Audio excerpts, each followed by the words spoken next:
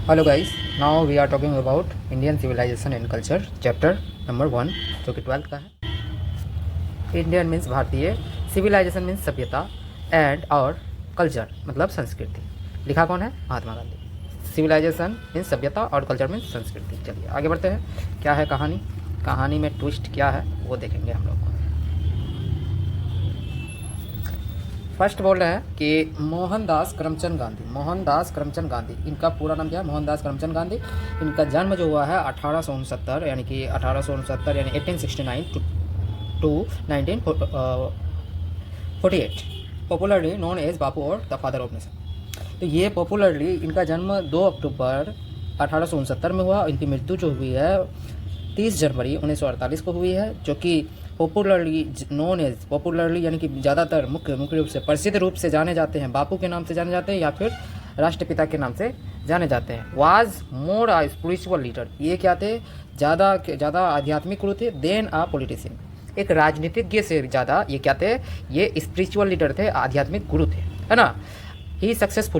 उन्होंने सफलतापूर्वक यूज किया यानी कि प्रयोग किया ट्रुथ यानी कि सत्य का, एंड और नॉन वायलेंस यानी कि अहिंसा का, as the chief weapon against the British rule in India and helped India gain independence. तो कहना ये चाह रहे हैं कि इन्होंने सफलतापूर्वक यूज किया, प्रयोग किया सत्य और अहिंसा का मुख्य हथियार के रूप में यूज किया। किसके विरुद्ध? अगेंस्ट मतलब विरुद्ध होता है। किसके विरुद्ध यूज किया? तो ब्रिटिश शासन के खिलाफ विरुद्ध यूज किया। और इन्होंने मदद किया इंडिया को प्राप्त करने, आज़ादी प्राप्त करने, इंडिपेंडेंस प्राप्त करने के लिए इन्होंने सफलतापूर्वक सत्य और अहिंसा का प्रयोग किया और इंडिया को ब्रिटिश शासन से मुक्त करने का जो है कि योगदान दिया। ये इसका मतलब हो जाता है। फ्रॉम 1915 टिल 1948, 1915 से लेकर के 1948 तक ही कम्प्लीटली डोमिनेटेड इंडियन पॉलिटिक्स। 1915 से 1948 तक ये संपूर्ण रूप से इनका प्रभुत्व रहा, इंडियन पॉलिटिक्स पर इनका प्रभुत्व रहा, यानी कि ये बहुत बड़े पॉलिटिशियन थे। 1915 से 1948 तक इन्हीं का मतलब प्रभुत्व चलता था। महात्मा गांधी जो बोलेंगे वही होगा। सबसे बड़ा लीडर महात्मा गांधी उस टाइम के थे, 1915 से 1948 में इनकी मृत्यु हुई तब तक। He died at the hands of fanatic on 30 January. ये इनकी मृत्यु जो हुई एक जो है कि धर्मार्थ, फैनेटिक मतलब होता है धर्मार्थ, यानी धर्मार्थ में कट्टर व्यक्ति के हाथ से हुआ। और कब हुआ? 30 जनवरी को हुआ। तो बच्चों यहाँ पे किसी की ये मरा नहीं था, इनकी मृत्यु हुई नहीं थी, इनको मारा गया था नाथूराम गोडसे के द्वारा, नाथूराम गोडसे के हाथ से, है ना, 30 जनवरी 1948 को। हिज ऑटोबायोग्राफी, तो देखिए हिज ऑटोबायोग्राफी, इसका जीवनी जो है, इनका ऑटोबायोग्राफी, एक होता है बायोग्राफी, एक होता है ऑटोबायोग्राफी। बायोग्राफी मीन्स होता है बच्चों जो हम किसी के ऊपर जीवनी लिखते हैं, वो हम मान लेते हैं कि आपके ऊपर आपका जीवन का पूरा चीज़ लिखेंगे, तो हम आपका बायोग्राफी लिखें। और हम अपना जीवन में के बारे में हम खुद से ही लिखे तो ये हो जाएगा ऑटोबायोग्राफी। आप अपना जीवन के बारे में आप खुद से लिखोगे तो उसे ही कहते हैं ऑटोबायोग्राफी। तो इनका ऑटोबायोग्राफी यानी कि इनके हाथों द्वारा ही लिखा हुआ माई एक्सपेरिमेंट विथ ट्रूथ, मेरा प्रयोग सत्य के साथ, है ना, एंड न्यूमरियस यानी कि संख्याओं में, अनंत संख्याओं में आर्टिकल्स, बहुत सारा आर्टिकल्स लिखा है दैट ही रोट, जो कि उन्होंने लिखा है यंग इंडिया के लिए लिखा था। यंग इंडिया नाम का आर्टिकल जो आता था, बुक आता था, जो मंथली वाइज वगैरह होता है, आप लोग मैगजीन जानते होंगे, यंग इंडिया नाम का मैगजीन आता था, उसी में इनका आर्टिकल्स आता था।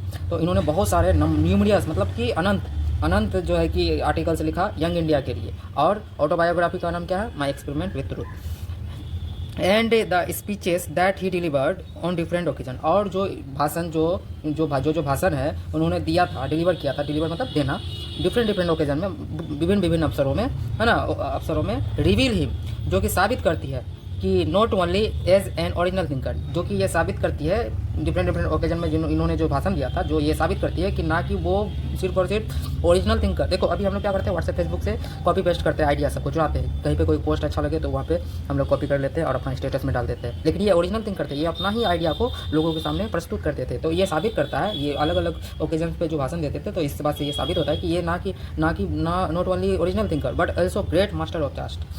और ये सिर्फ ओरिजिनल थिंकर ही नहीं थे, बल्कि एक सादा जीवन जीने वाले महान गुरु भी थे, है ना, सादा जीवन जीने वाले महान गुरु भी थे। कास्ट मतलब पवित्र होता है, मास्टर ऑफ कास्ट।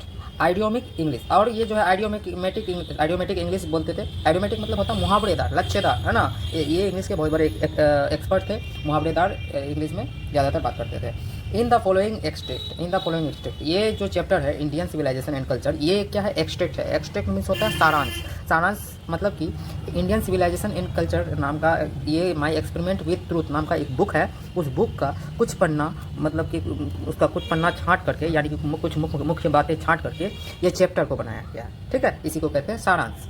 तो सारांश, ये जो बुक है, ये चैप्टर इंडियन सिविलाइजेशन सारांश है माई एक्सपेरिमेंट विद ट्रूथ का, ठीक है।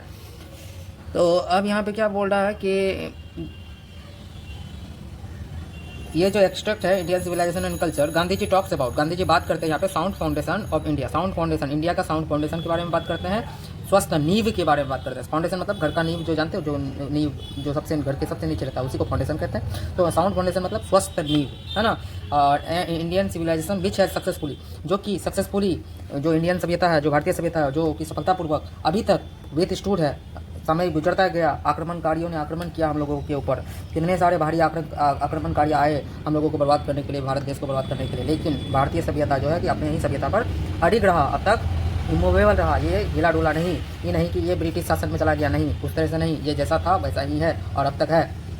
अब आगे क्या बोल रहे हैं, द वेस्टर्न, जो पश्चिमी सिविलाइजेशन है, जो पश्चिमी सभ्यता है, विच हैज टेंडेंसी, जिसका प्रवृत्ति है, जिसका जो पश्चिमी सभ्यता है उसका प्रवृत्ति है कि वो जो है कि privilege tendency to privilege maternity, जो कि बढ़ावा देता है, किस चीज़ को बढ़ावा देता है, मेटर्निटी को। मेटर्निटी मतलब होता है, मेटेरियलिटी मतलब होता है भौतिकता। भौतिकता यानी भौतिक चीज़, जैसे कि कार, मोबाइल, जो भी चीज़ होता है, सोना चांदी, जो ये सब मतलब आरामदायक चीज़ों को, वही सब होता है भौतिकवाद। जिससे जो वस्तुओं को ऐसो आराम को जो है कि ये लोग बढ़ावा देते हैं। इनका टेंडेंसी ही है कि इसको विशेष मानते हैं मेटर्निटी को।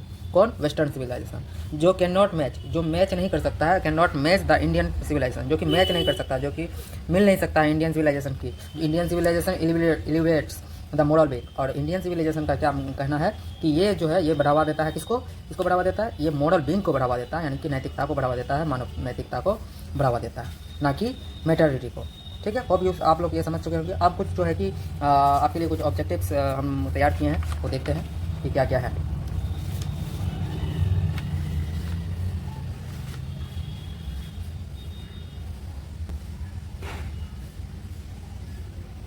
चैप्टर का नाम है Indian civilisation and culture, written by Mahatma Gandhi. Some MCQ, full name, इनका पूरा नाम जो था मोहनदास करमचंद गांधी, ठीक है। वाइफ नेम, इनका पत्नी का नाम जो है कस्तूरबा गांधी था।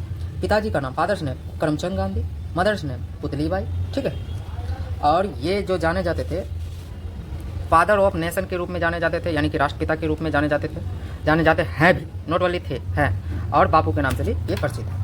अब आगे आते हैं इनका मोस्ट इम्पोर्टेंट, इसमें बोर्न आपको पूछेगा नहीं, फिर भी आप याद कर लीजिए। बोर्न, इनका जन्म जो हुआ है 2 अक्टूबर 1869 में इनका बोर्न हुआ है। डेथ जो हुआ है, मृत्यु जो हुई है 30 जनवरी 1948 को हुआ है। अब किल्ड बाई, यानी मारा गया, ये मारा गया, किसके द्वारा मारा गया, ये नाथूराम गोडसे के द्वारा मारा गया, ठीक है। नाथूराम गोडसे के द्वारा ये मारा गया। अब यहाँ पे और आगे आते हैं कि ये क्या थे, ही वाज, वो क्या थे, स्पिरिचुअल लीडर थे, यानी कि आध्यात्मिक गुरु थे, पॉलिटिशियन भी थे, ठीक है। ये 2 चीज़ थे। और इनका मुख्य हथियार क्या था, इनका मुख्य हथियार चीफ वेपन, तो truth and non violence, truth and सत्य और अहिंसा इनका मुख्य हथियार था। ऑटोबायोग्राफी, इनका जीवनी का नाम क्या है, my experiment with truth, my experiment, सत्य के साथ मेरा प्रयोग। आर्टिकल्स जो है कि इन्होंने आर्टिकल्स कौन सा, किसके बारे में लिखा, यंग इंडिया में लिखा है बहुत सारा। और डोमिनेटेड रहा इंडियन पॉलिटी में कब से कब तक डोमिनेटेड रहा, तो 1915 से 1948 तक ये डोमिनेटेड रहा, ठीक है। दिख रहा है ना आपको ये चीज़, यानी कि इसका हिंदी में भारतीय राजनीति में इनका प्रभुत्व कब से कब तक रहा, तो 1915 से 1948 तक। अब यहाँ पे जो है कि सम वर्ड मीनिंग है, सिविलाइजेशन मीन्स सभ्यता, कल्चर मीन्स संस्कृति, स्पिरिचुअल मीन्स आध्यात्मिक, पॉलिटिशियन मीन्स राजनीतिक, टेंडेंसी मीन्स प्रवृत्ति, प्रिविलेज मीन्स विशेषाधिकार, मेटारियलिटी मीन्स भौतिकता, आधुनिकता, चास्ट मीन्स पवित्र, आइडियोमेट्रिक मतलब मुहावरेदार, मोरल बीइंग मतलब नैतिकता, नैतिक प्राणी, रिवील मीन्स प्रकट करना, एक्सट्रैक्ट मीन्स सारांश, मास्टर मीन्स ग्रुप। तो ये हम लोग का जो है ये हम पूरा आपको इसकी नहीं, अब हम लोग नेक्स्ट वीडियो में आएंगे। ये पार्ट 1 है, पार्ट 2 में आएंगे।